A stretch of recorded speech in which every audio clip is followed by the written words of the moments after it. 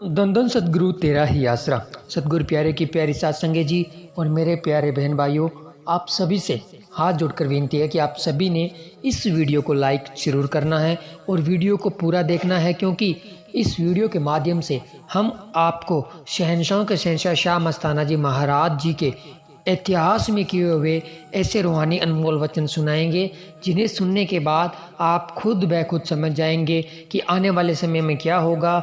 ये जो समय चल रहा है ऐसे ही चलता रहेगा या समय बदलेगा, या फिर इससे अच्छा आएगा या इससे बुरा आएगा, वो सब आज की इस वीडियो में आपको सुनने को मिलेगा। क्योंकि ये शहंशाहों के शहंशाह शाह मस्ताना जी महाराज जी के वचन, पूज्य गुरु जी के वचन आपको इस वीडियो के माध्यम से सुनने को मिलेंगे। लेकिन आप सभी ने हाथ जोड़कर विनती है कि जो भी बहन भाई इस वीडियो को देखने के लिए आए, उन्होंने हाथ जोड़कर आप आराम से बैठ जाना है और सिमरन करना है। सिमरन करते करते आपने सुनना है, ताकि आपका सिमरन भी साथ साथ में बन जाए और आपको सिमरन का भी फल मिले और आप रूहानी वचनों के बारे में भी जान पाए। तो साथ संगत जी, वचनों को बताने से पहले हम आपको शहंशाह शाह मस्ताना जी महाराज जी के समय हुआ एक बहुत ही अद्भुत चमत्कार सुनाएंगे।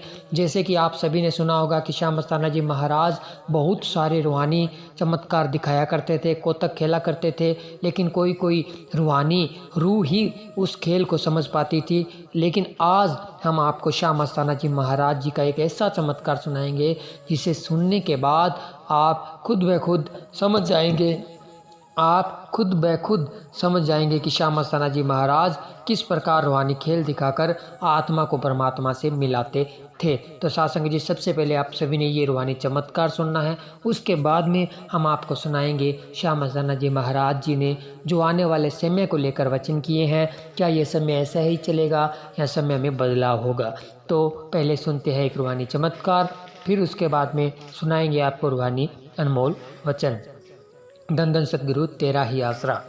सरसा शहर से बेपरवाह मस्ताना जी के समय का एक पुराना सत्संगी प्रेमी राम शरण खजांची बेपरवाह जी के एक अनोखे करिश्मे का वर्णन इस प्रकार करता है। सन 1958 के शुरू की बात है। बेपरवाह मस्ताना जी उस समय डेरा सच्चा सौदा किकरांवाली तहसील नौहर जिला हनुमानगढ़ में ठहरे हुए थे। सर्दी के दिन थे। डेरे की तामीर चिनाई भी नई थी, गारे की ताजा लिपाई हुई थी। उस दिन सर्दी बड़ी जोरों पर थी, इसलिए शहंशाह मस्ताना जी ने डेरे के अंदर लकड़ियों का धुना अलाव जला रखा था। गांव के ही किसी आदमी ने पुलिस थाने में जाकर झूठी शिकायत कर दी कि मस्ताना जी बिलोचिस्तानी के पास नोट बनाने वाली मशीन है जो सारी रात चलती है और नीले नीले नोट रोजाना छापती है। यह सुनकर वहाँ के नाजम न्यायालय का एक अधिकारी ने भारी पुलिस सुरक्षा बल लेकर डेरे को चारों तरफ से घेर लिया। घट घट के जाननहार बेपरवाह मस्ताना जी महाराज ने संगत को पहले ही बता दिया था कि पुलिस आने वाली है। हर एक पुख्ता रहे। बेपरवाह जी भी तेरावास से बाहर आ गए। नाजम ने डेरे में दाखिल होते ही हुक्म दिया कि डेरे से कोई बाहर न जाए। फिर वह अफसर बेपरवाह मस्ताना जी के पास आकर पूछने लगा कि नोट कहाँ है। इस पर मस्ताना जी ने कड़क कर कहा, नोट देखने हैं या नोटों वाला। नाजम ने कहा कि मैंने तो नोट ही देखने हैं। बेपरवाह जी ने फरमाया, भाई नोट देखने हैं तो तेरावास में नीचे चला जा, वहाँ मशीन चल रही है, नोट बन रहे हैं, जाकर देख ले। पुलिस अफसर ने अपना पिस्तौल भरकर अपने हाथ में लिया। वह तेरावास में नीचे उतर गया। वहाँ उसने देखा कि सांप और नेवला आपस में लड़ रहे हैं। डर के मारे वह बाहर भाग आया वह हाँफता हुआ शहंशाह मस्ताना जी से कहने लगा, आपने नीचे सांप और नेवला पाल रखे हैं, मुझे मरवाना था क्या? इस पर बेपरवाह शाह मस्ताना जी मुस्कुराते हुए कहने लगे, तू पुलिस अफसर है और तेरे हाथ में पिस्तौल भी है।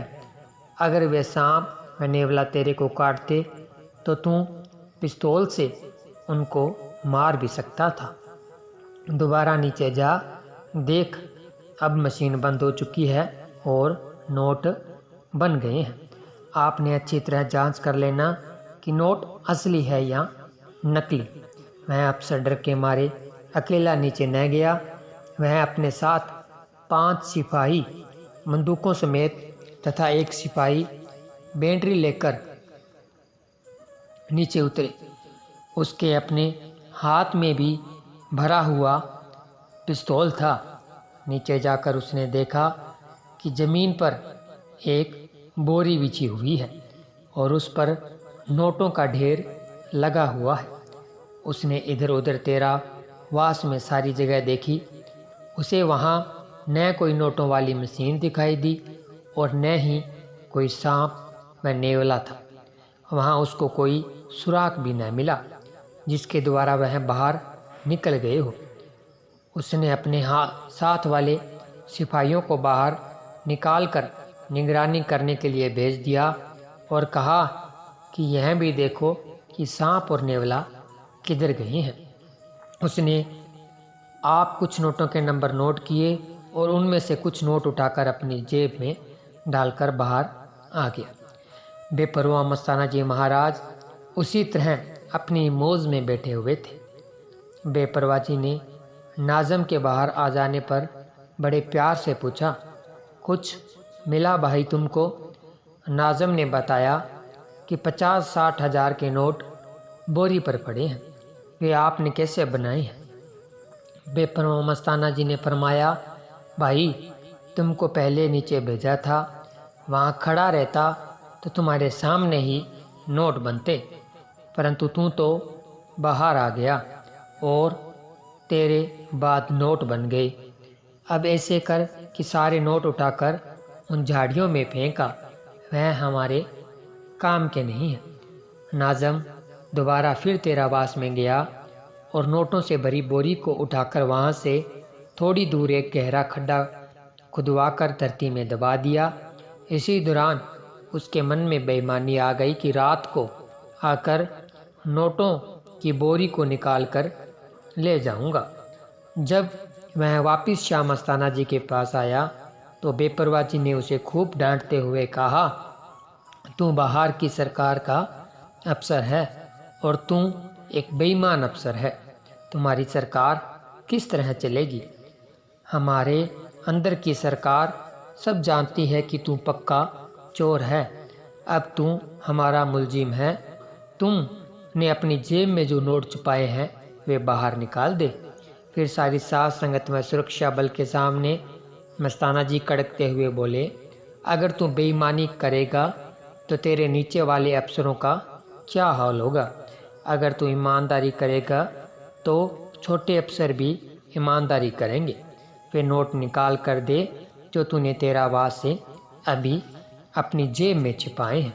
वह अफसर शर्म के मारे जेब में हाथ डालने से हिचकिचा रहा था क्योंकि उसकी चोरी पकड़ी गई थी। उसकी हालत देखकर मस्ताना जी ने फरमाया, जेब में तो हाथ डाल, वे नोट तो राख हो चुके हैं और जो ईमानदारी से नोट वहाँ दबा कर आया है कि रात को निकाल कर ले जाऊंगा, वे भी सब राख हो चुके हैं। बेशक जाकर देख ले। जब उस अफसर ने जल्दी से जेब में हाथ डाला तो उसकी जेब से राख निकली। फिर वहीं उसी समय जीप लेकर वहाँ गया और जाकर देखा तो सचमुच ही वहाँ भी नोटों की जगह राख बनी पड़ी थी। इस पर अफसर बहुत शर्मिंदा हुआ और वापस आकर बेपरवाह मस्ताना जी के चरणों में गिरकर क्षमा याचना करने लगा। वह कहने लगा कि उसे भी नाम दे दो। दयालु दातार बेपरवाह मस्ताना जी ने उसे उपदेश देते हुए फरमाया, भाई बेईमानी छोड़ दो, हक हलाल की खाओ और आगे के लिए किसी का भी दिल न दुखाना। जब तू ऐसा बन जाएगा तब हम तुम्हारे घर जाकर तुमको नाम देंगे। संत महात्मा बहुत दयालु होते हैं। वे सभी लोगों पर ही अपनी रहमत की वर्षा करते हैं, चाहे वह किसी भी तरीके से उनके शरण में आता है। बेपरवाह मस्ताना जी के अजीब खेल को देखकर उस अफसर का अहंकार चकनाचूर हो गया। अब उसके मन में दीनता नम्रता आ गई। दीनता नम्रता प्रेम ही तो मालिक को पसंद है।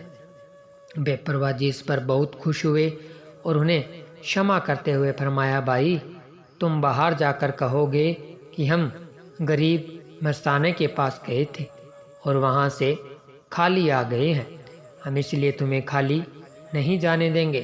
तुम्हें सावन शाही के इलाही खजाने से ये इनाम देते हैं। यह कहकर बेपरवाह जी ने नाज़म को 100 रुपये तथा सभी सिपाहियों को 10-10 रुपये के नए नए नोटों के हार पहनाए। इस प्रकार वे सभी कुल मालिक बेपरवाह सतगुरु जी का यश करते हुए चले गए। धन धन सतगुरु तेरा ही आसरा, धन धन सतगुरु तेरा ही आसरा। तो साथ संगत जी, आप सभी ने सुना शहंशाहों के शहंशाह शाह मस्ताना जी महाराज जी ने एक ये जो अद्भुत चमत्कार दिखाया, उसको आप सभी ने सुना। तो साथ संगत जी, अब आपको शहंशाहों के शहंशाह शाह मस्ताना जी महाराज जी ने जो इतिहास में रूहानी वचन किए थे आने वाले समय को लेकर, वो हम आपको सुनाने जा रहे हैं, बताने जा रहे हैं। तो आप सभी ने इन वचनों को ध्यानपूर्वक सुनना है।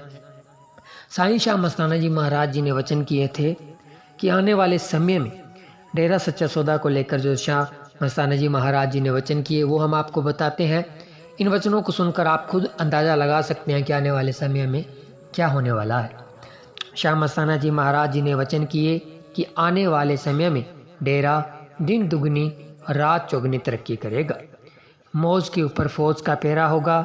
एक बार डेरा सच्चा सौदा की बहुत बदनामी होगी, लेकिन उसके बाद चारों ओर दुनिया के कोने कोने में डेरा सच्चा सौदा का यश फैलेगा। और शहंशाहों के शहंशाह शाह मस्ताना जी महाराज जी ने ये भी वचन किए कि लहंदा चुकेगा, चढ़दा चुकेगा, चुकेगी दुनिया सारी। मतलब शहंशाह जी ने यह वचन किए कि आने वाले समय में सभी राम नाम के पुजारी हो जाएंगे और सभी तरफ चारों तरफ राम नाम की गंगा बहेगी। लेकिन सासंग जी जो बुराई के रास्ते पे चल रहे हैं, जो इंसानियत को शर्मसार कर रहे हैं, उनका असर क्या होगा, उसके बारे में भी पूज्य गुरु जी ने वचन किए हुए हैं, जो हमने आपको हाल ही में वीडियो में सुनाया था। तो आज की इस वीडियो को आप ज़्यादा से ज़्यादा लाइक करें, शेयर करें, और जिस भी बहन भाई ने वीडियो पूरा देखा है ज़रूर कमेंट बॉक्स में बताएं। और सिमरन आपने ज़रूर किया होगा, अगर नहीं किया तो आगे से जो भी रूहानी वीडियो आती है उसके साथ आप सिमरन ज़रूर किया करें। लास्ट में आप सभी से हाथ जोड़कर विनती है कि आप सभी ने डेरा सच्चा सौदा के ऑफिशियल पेजों को ज़रूर फॉलो करना है, और उन पेजों के द्वारा जो भी वीडियो जो भी पोस्ट आती है तो उसको आप देखा करें, लाइक किया करें, शेयर किया करें, इससे भी आपकी सेवा बनती है। तो मिलेंगे एक और नई रूहानी वीडियो के साथ, तब तक के लिए धन्यवाद। धन धन सतगुरु तेरा ही आसरा, धन धन सतगुरु तेरा ही आसरा।